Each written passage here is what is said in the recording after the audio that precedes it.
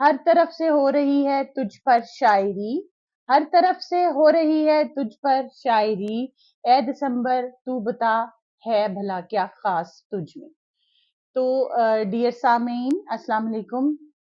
दिसंबर start हो रहा है और शायरी और सोशल मीडिया पे दिसंबर दिसंबर हो रहा है। तो जैसे कि आपको पता है कि हम लोग स्टेट लाइफ के प्लेटफॉर्म से हैं, तो हम भी आज दिसंबर की इम्पोर्टेंस पे बात करेंगे। मेरे पाकिस्तानियों, ऑल ओवर द पाकिस्तान और ऑल ओवर द वर्ल्ड, जहाँ पे भी पाकिस्तानी नेशनल लोग मौजूद हैं, उनके लिए दिसंबर एक गोल्डन चांस लेके आता है स्टेट लाइफ के हवाले से।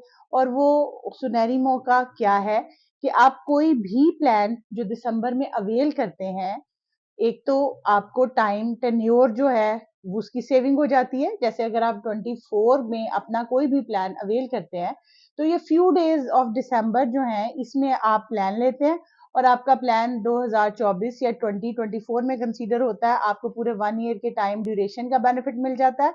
और सेकंड बेनिफिट ये है कि क्लोजिंग में आफ्टर 31 दिसंबर जो ईयर क्लोजिंग बोनस होता है वो भी आपके प्लान के साथ अटैच हो जाता है। तो दिसंबर को हाथ से जाने ना दें।